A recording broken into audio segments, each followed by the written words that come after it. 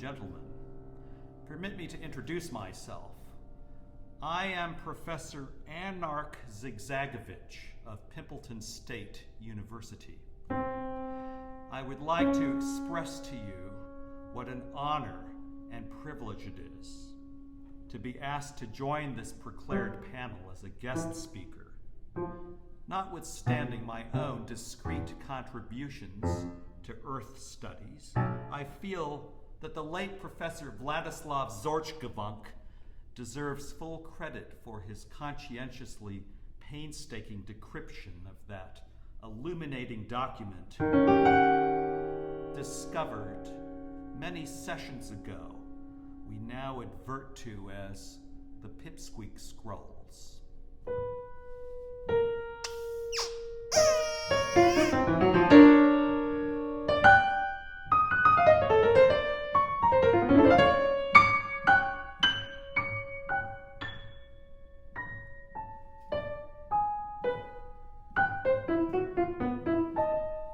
As most of you already know, these primeval memoirs were first published in the ISGAA Quinarily, Journal of Archaeological Research,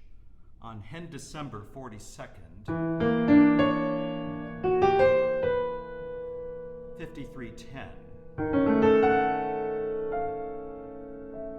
and have since been reissued on unread pretexts in a labyrinth of scholarly journals with Professor Zorchgavunk's original prome fully intact.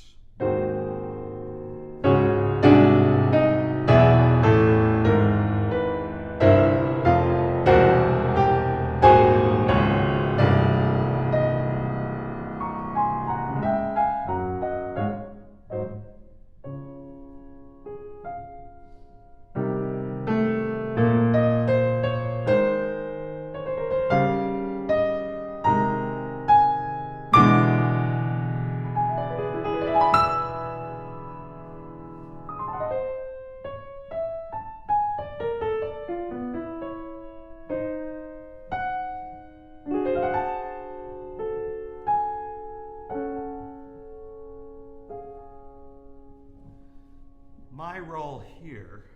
is more that of an historiographer, insofar as I've selected particulars based on my own critical examination of sources and have assailed to synthesize my own critical commentaries, whensoever applicable, into Zorchgavunk's transliteration of the Urtext. For the sake of maintaining the narrative flow of this conflation, I have interpolated explanatory notes based on extensive research by creditable schools of scholars into the body of the Urtext. This is for the sake of shedding light on the anthropometric milieu of the epoch during which these memoirs were composed.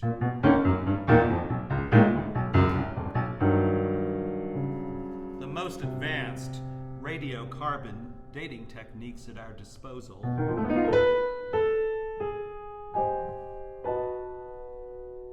indicate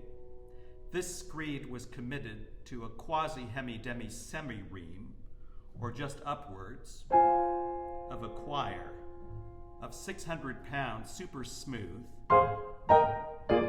brilliant, white, methane-free foolscap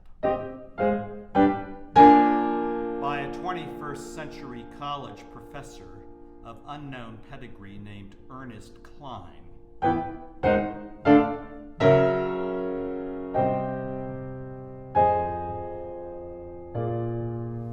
Between 7:07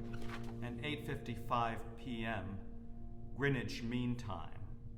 on the date inscribed thereupon, April 14th, 2057,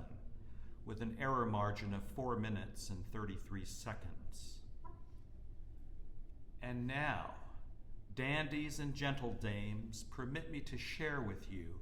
the amended version of Professor Zorchgavunk's compendious prome to Klein's apologue as it originally appeared in the December 75th, 5313 edition of the ISGAA quite narrowly.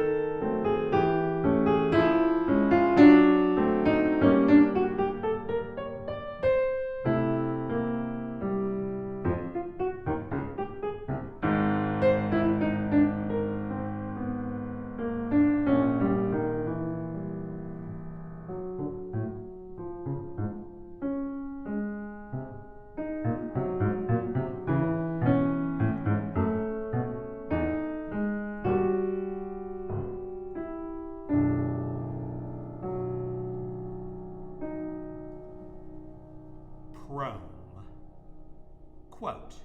"The memoirs that follow, written on thin, flat, flexible sheets of material comprised of thousands of tiny wood, rag, and straw fibers, were discovered some 4 summers ago in a potsherd dated from the late VCR period during excavatory expeditions inside that wheel of cloud-like patches and shining globules of gas, colloquially known as the Milky Way. Drawing on recent improvements in magnification and image enhancement technologies, as well as vigorously developing knowledge of proto-terrestrial tongues,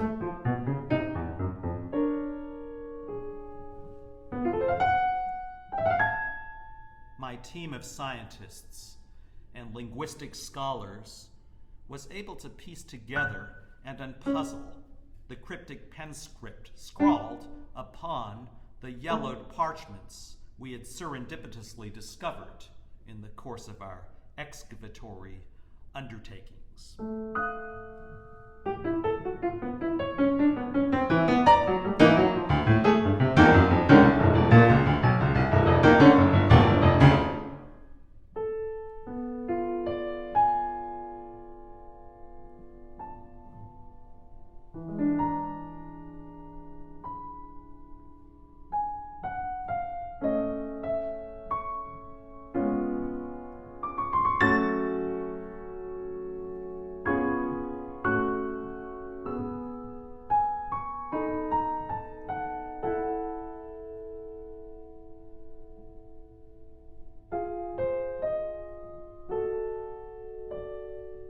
Scholars of the Interspiral Galactic Archaeological Association, ISGAA, of which I am current head, are pleased to announce that this landmark finding has provided paleoanthropometrists, astroarchaeologists, scatovictimologists, and others with illuminating insights into the lifestyles, behavior patterns, and folkways of micro-civilizations thriving on and around planet Earth during the late VCR period, and may provide a valuable link towards empowering scientists and schoolmen alike to grapple with some of the ever-burning teleological issues, dysphemistically referred to as bones of contention, surrounding the Big Bang, crunch, bounce, belch, sneeze, fart, and poop debates. My acclaimed team's transliteration and translation of Professor Klein's evocative narrative is here and below set forth in full.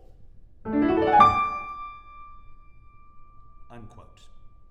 And so, as you can keenly discern, biddies and gentlemen, Professor Zorchgevunk's proem was succinct and to the point. Every single one of his postulations has heretofore been corroborated by science. When the PIPSQUEAK scrolls were uncovered some 100 trimesters ago, their authenticity, as you may remember, was in serious dispute. Since that time, however, many of today's most advanced scholars have reversed their polemics on the issue and have thusgates come round to doggedly endorsing the document's legitimacy. Yet, in despite of a stupendously overwhelming superabundance of incontestable archaeological evidence in support of its bona fideness, there are still many skeptics out there who presurmise the PIPSQUEAK scrolls to be apocryphal. In a modest, albeit rigorous, attempt to dispel such convictions, I shall presently recite for you the transliteration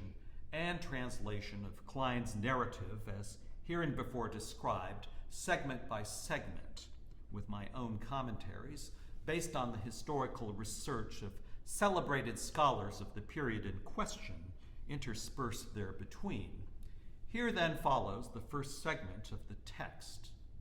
the PIPSQUEAK Scrolls by Ernest Klein. Quote, I'm a shriveled up, foul-smelling, decrepit old fart,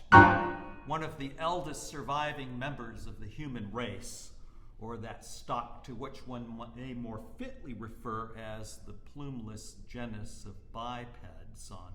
planet Earth. Just around the corner, I'm slated to cock up my toes from malignant tumors that are metastasizing into my mucous membranes and bronchial tubes. Or so my illustrious leech has informed me.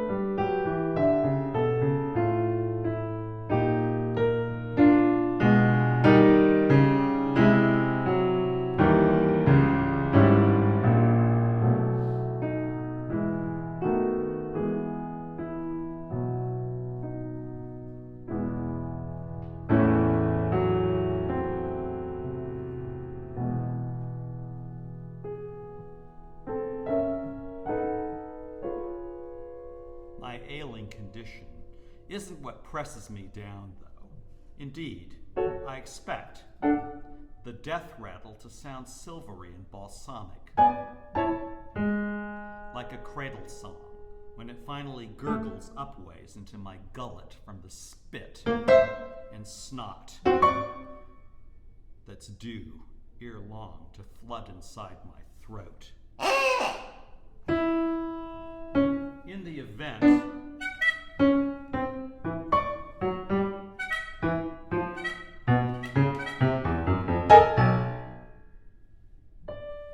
that this malaise becomes more than my flesh can withstand,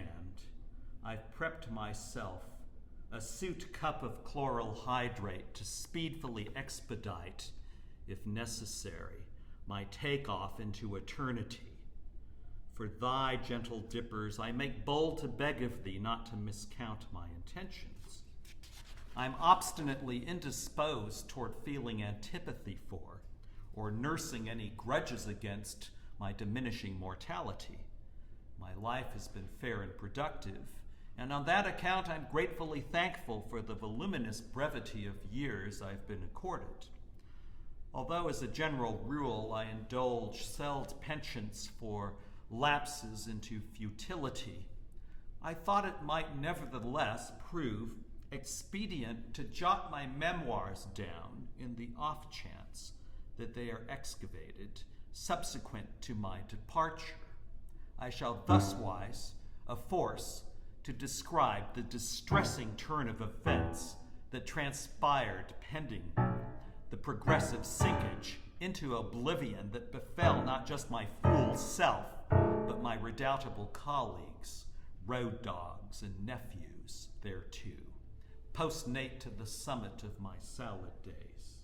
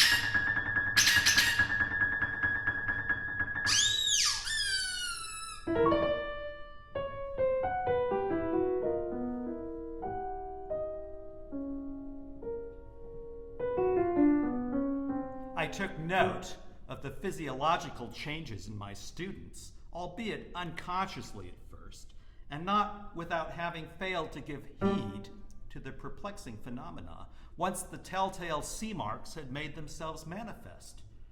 Around the time of my second or possibly third year as a grad student drudge at Harvard University, unquote. Pray bear with me, Jennies and ladies' men, as I forbreak Klein's narrative for a brief stound to put things into an historical perspective. For those of you unacquainted with evulged survivors' accounts in point of the aforetold feudal institution, Harvard University was, according to extensive studies by Professor Theobald Floink of TIT, a correctional academy for sons and daughters of the underabused and overindulged, located in the fortified post-medieval township of Cambridge on the Charles, just northwest of the Black Bay ruins. If prisoners there failed to abide by the peculiar codes of flexible ethics that were doggedly enforced by intendants and their mounted patrols, they would be pressed, hung, gassed, trounced, lampooned, and or left out to dry in the stocks and trones of Harvard's yard.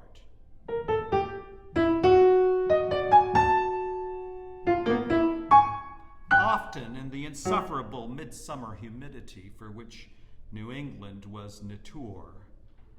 The slogan Veritas is believed to have been derived from the Polish phrase Arbeit macht frei, a direct transliteration of Dante's Abandon all hope, ye who enter here, epigraphs of which have been found inscribed on the gates of Harvard's yard, and emblematized on its campus letterheads. A pictograph on the east wall beside the third stall of the gents' room in the sub-basement of the Harvard Science Center suggests how so, that this term may have been used as a cryptogram by the Harvard resistance movement in reference to a fuzzy feeling of apathy that was known to pervade that institution. Be that as it might, it should be pointed out here that only scant archaeological evidence has been uncovered to lend due credence to this hypothesis. And now that I've imparted to you an oblique hint of the social atmosphere under which our protagonist was obliged to operate, I shall resume where I left off with his story.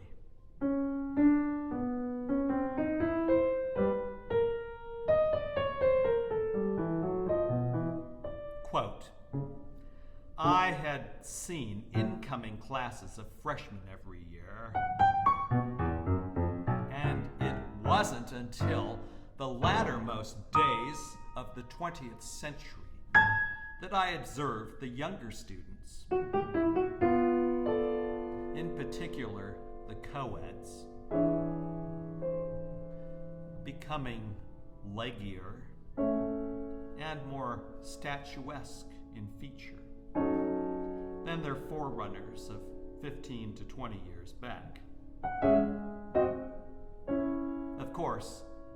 I was more on the qui-vive than most in respect to perpendicular distances, inasmuch as I'd been conscious since childhood of my own squatness of build relative to others.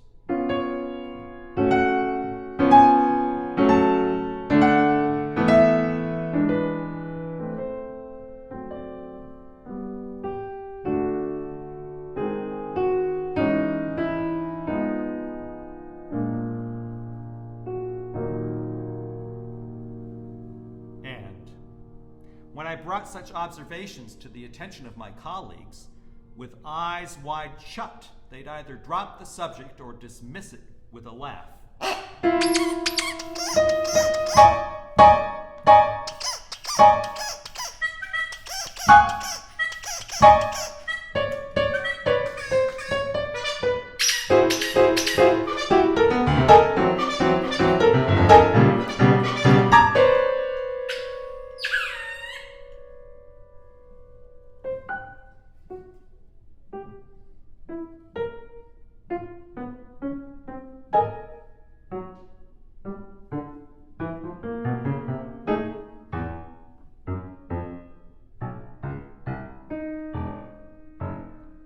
Betraying no signs of disquiet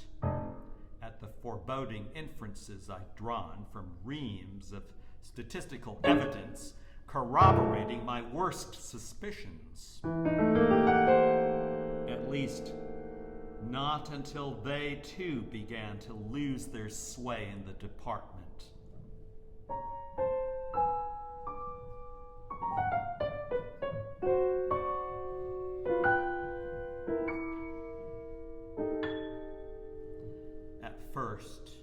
My students listened with rapt attention to my metaphysical discourses and treated me with a modicum of respect. But by the time of my 6th, and especially my 7th year as a teaching fellow, at which point I was more at home with the material I taught, as well as more densely immersed in the compounding of my dissertation, it seemed they had either caught on more quickly to the substance of my talks, or had become more versatile at effecting that they had, unquote. Pray bear with me once again, babies and candy men, as I forbreak this line of thought to exposit here for a blink on the subject of doctoral dissertations, as they were then-a-days yclept. According to a recent prelection delivered by Professor Drubin Xeroxberger of the Taco Nova Institute, a doctoral dissertation was a lengthy and elaborate prayer of thanks, compounded by grad-stu drudges in mechanical obeisance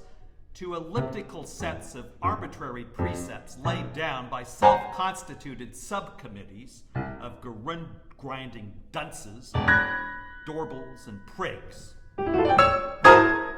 in which they, the grad-stu drudges,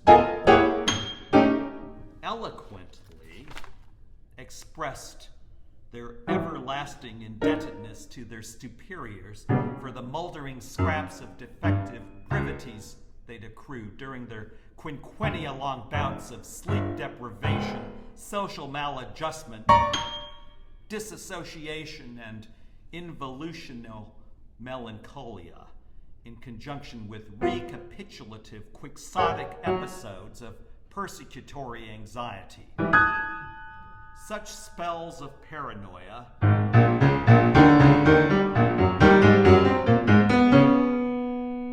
were highly infectious, as they induced pandemics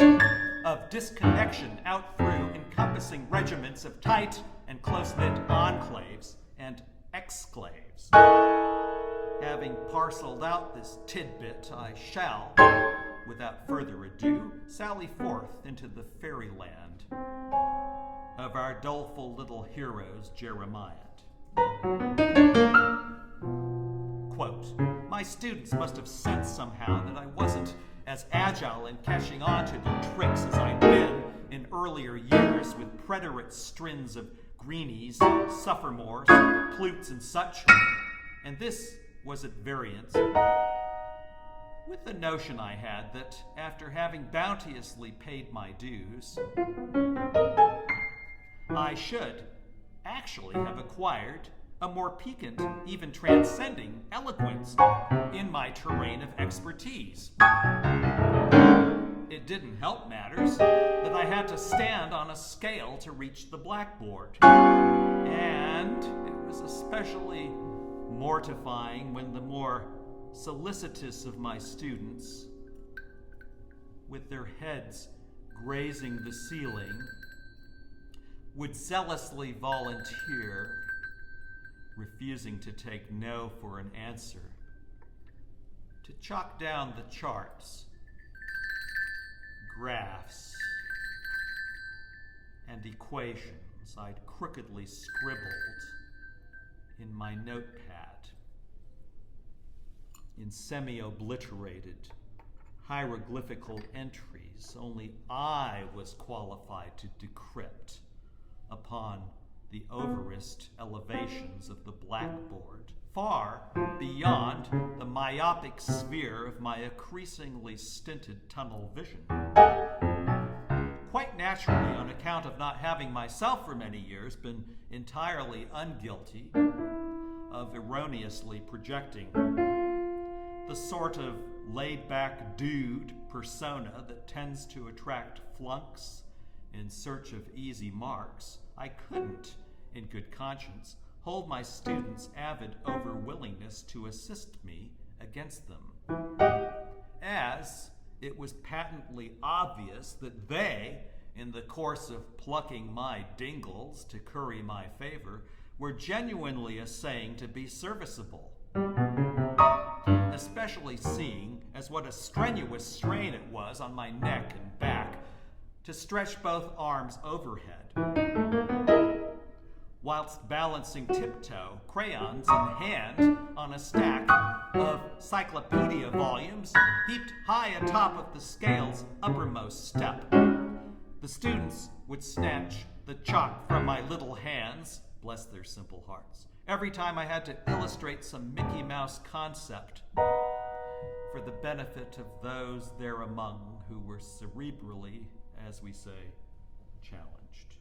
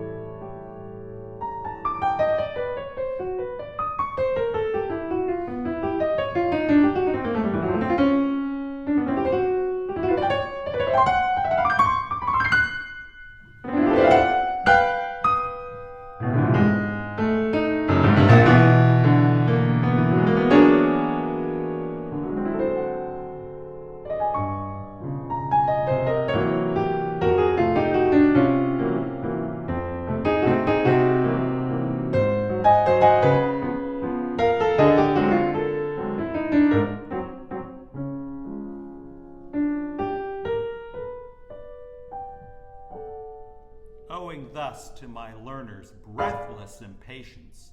to proffer me their aid, I was doomed by default to sneak into the classrooms late every night to expunge all the scribblements they'd scrawled on the boonmost reaches of the blackboards, lest there'd be some egregious tactical blunders my superiors would stumble upon, wherefore, at some future date, I'd be held to account.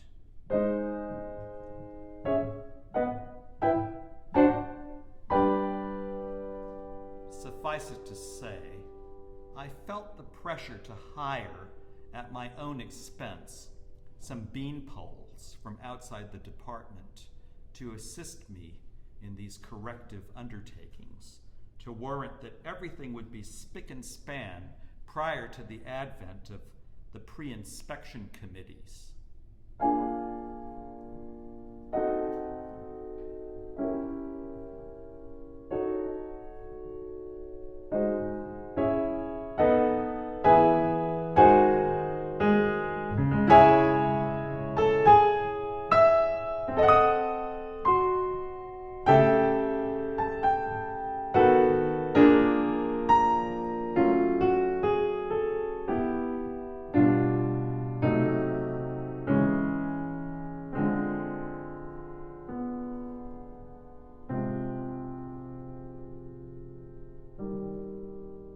The pre-inspection committees, by the by, consisted of several hundred symmetrically uniformed pencil geeks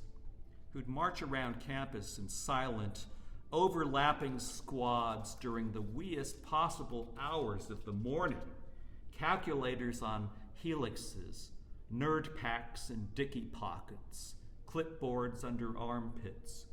drawing up in-depth statistical accounts and inferentially detailed analytical reports on the conditions of classrooms, cubby holes, visitoriums, and the rest. If in the course of their noctavogations, anything at all, even the twiggiest little tri-penny figlet of a nigne was found to be out of line, their reports and surveys would be filed expeditiously to the office of the deputy provost. The deputy provost's adjutant would need force bring such discrepancies to the attent of the vice chair of the ad board. Members of the ad board were so incessantly preoccupied with examining such items that their cubicles would stay fluorescently illumined round the clock, and then some. These officiously steadfast functionaries would alternate long, drawn-out work shifts with only a fleeting catnap here and there. Such fugitive winks of sleep when snaffled were accompanied by deep-furrowed frowns of affliction, and were oft-times studiously dissimulated through a severe compressing of the eyelids and crinkling of the nose bridge, in order to make it seem as though the aforegiven functionaries were submitting themselves to adroit snatches of furiously intense concentration apropos of their specified incumbencies, gulling their immediate overseers therethrough into feigning that they, the functionaries, in their deferentially subordinate roles as underspur leathers to ominously influential middle office affiliates emanating from the innermost echelons of the deputy provost's furtively secretive, teutonically efficient, time-blackened bureaus of motherly inquest, as they were styled, were keenly alert when, in sooth, they were fast asleep, if only for a sec or two, which accounted in some measure for the fixed adenoidal glazes in their demeans.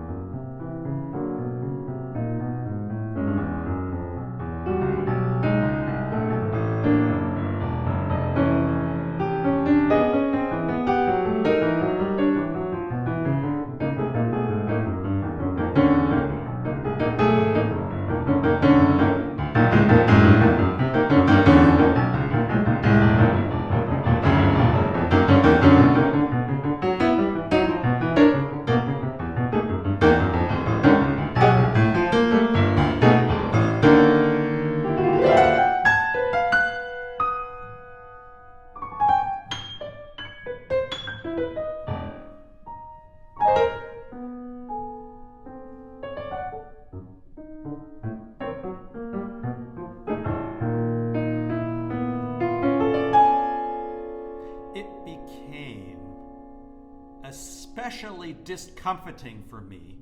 2 or 3 winters after the change of the millennium, when I was first granted tenure and had thenceforth to abide by stricter codes of professional ethics to preserve my good standing. And the ripe young co-eds would sit at their desks cross, or dog forbid, open-legged, in precariously tenuous accoutrements. My blinkers would meet them thighs or hucks on, affording me the unasked-for serendipity of copying ganders into their jumpers, dirndls, tutus, or whatever they happen to be wearing, or not, as the case may be, from whence I'd catch sight of the snog mounds of maiden buff circumjacent to their unmentionables. This compelled me to alter the course of my gaze in perpetuum, for fear these co-eds would be quick on the uptake to launch unfounded accusations against me apropos of my conduct in class, or better yet, incur disesteem upon my good reputation by branding me as one of those nefarious feeders of forbidden fruit whose mugs one cites in the tabloids every time one turns around, which made for an appearance of unfortunate fickleness on my part, and induced me to mislay my increasingly tenuous upmanship over my students. I later resolved this crisis by wearing pedagoggles with mirrored lenses to class,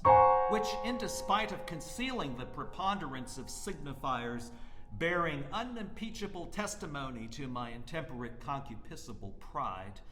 nevertheless failed to alleviate the distract and confounding suchness of my unfulfilled glandular affinities. In an effort to disentangle myself from this seeming insoluble dilemma, I wore stilts to class and actually became quite adept at getting around on them.